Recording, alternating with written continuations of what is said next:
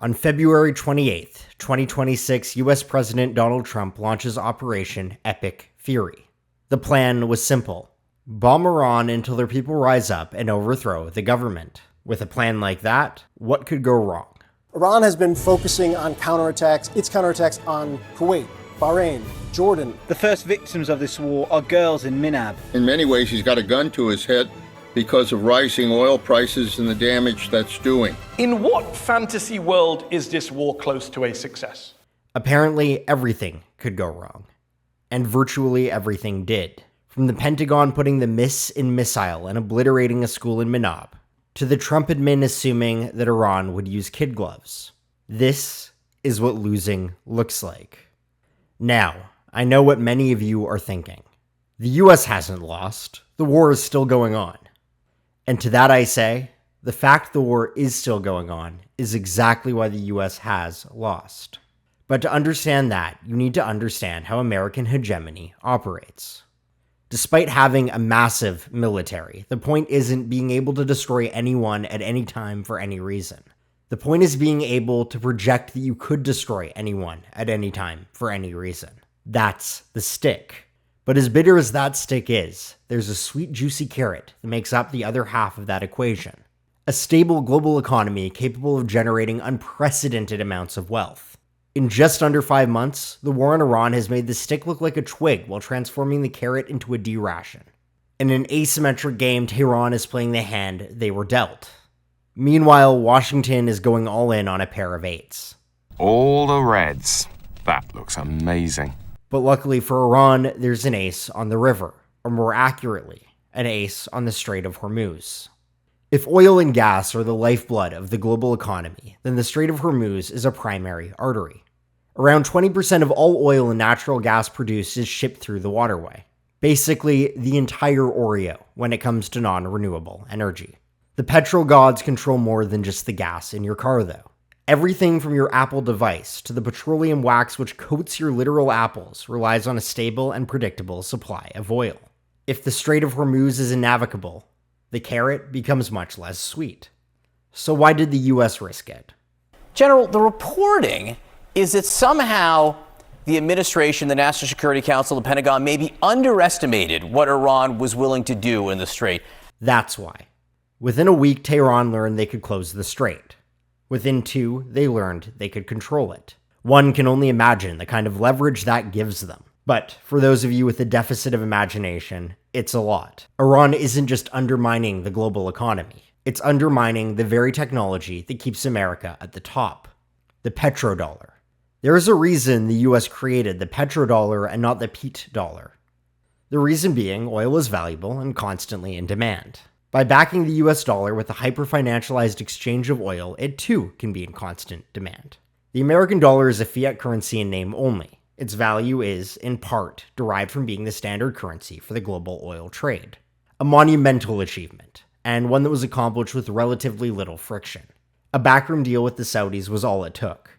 The world was sold, and America was in business. The benefits were twofold. America got a stable demand for USD, but it also got a profound amount of investment recirculating back into the American economy. What does a booming petrostate do with billions in US dollars? It reinvests it into US Treasury bonds, stocks, and funds. A marvel of financial engineering, and one that allowed USD to remain as the global reserve currency even after the collapse of Bretton Woods and the gold standard. So what happens if the petrodollar collapses? Worst case scenario? Hyperinflation, de-dollarization, and the astronomical debt of the United States becoming a tangible issue. Surprisingly, I'm not the only one who has figured out this vulnerability. Iran has too. Iran has developed a plan to charge a toll to oil tankers passing through the Strait of Hormuz of approximately $1 per barrel, with payments to be made in Chinese yuan or stablecoins, as reported by Bloomberg, citing multiple sources on Wednesday. Cutting off the supply of oil via the Strait of Hormuz is a strike against the petrodollar. Undermining it directly by tolling oil tankers in yuan is a second.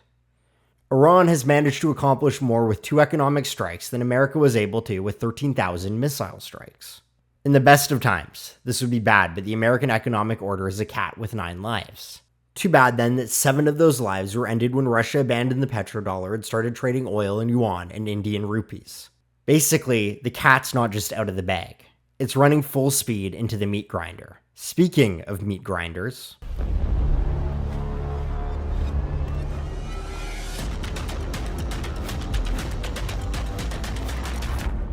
the wars in Vietnam and Afghanistan were cracks in the facade of American military invulnerability. They proved that an asymmetric fighting group with popular support could effectively outlast the American military and the American public's tolerance for prolonged war. The war in Iran is more than a crack in the facade.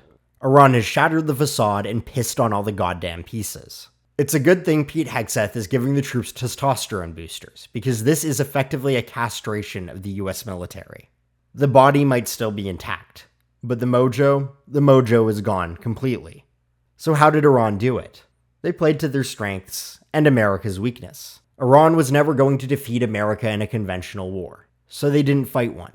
Instead, they flooded American military bases with drone strikes, targeted the economic and resource infrastructure of American-aligned Gulf states, and obliterated American sensor arrays.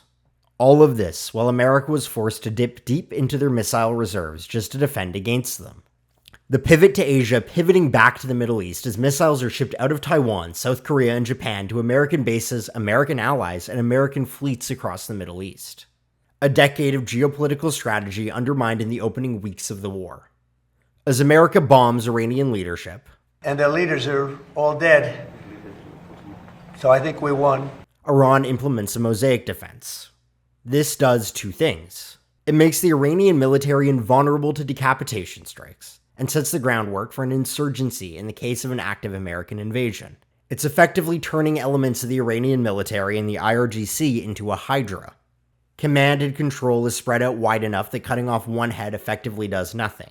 Meanwhile, the US is running around like a concussed chicken. They've run out of cards to play, save a nuke, ground invasion, or a mass bombing of civilian infrastructure. All of these would be deeply unpopular with the American public, and even more so with the international community. Meanwhile, Iran has a range of escalation and leverage at their disposal. That means if and or when a settlement takes place, the terms are likely going to be in Iran's favor.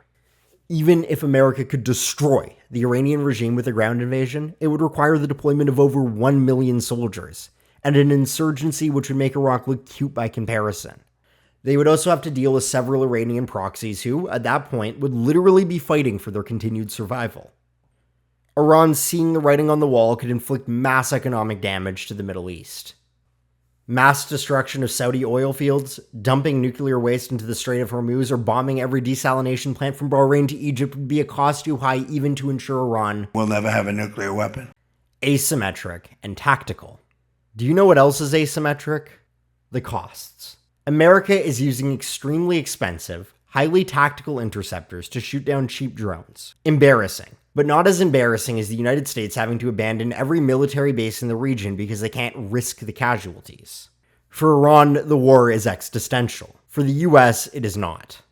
The appetite for mass casualties is as asymmetric as every other aspect of the war. The Iranian people are willing to put up with their soldiers dying because they view it as a defensive war against a foreign invader. The American public is not.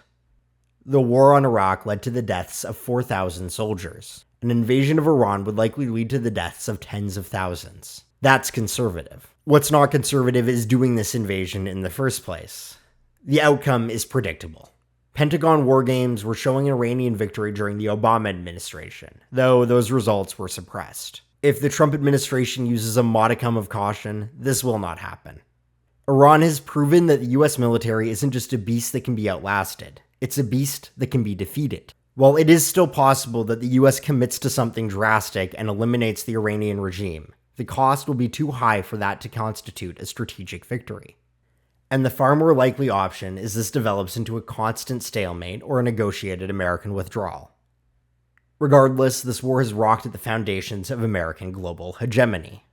While that institution might chug along for a few years or even decades after the war ends, it is my contention that this will be the final nail in the coffin. The rest is just the nail being hammered in. No one will submit to a defeated hegemon wielding a twig and offering a D-ration. And that image, dear viewers, is what losing looks like. Not just losing the war, but also the world. But maybe you disagree.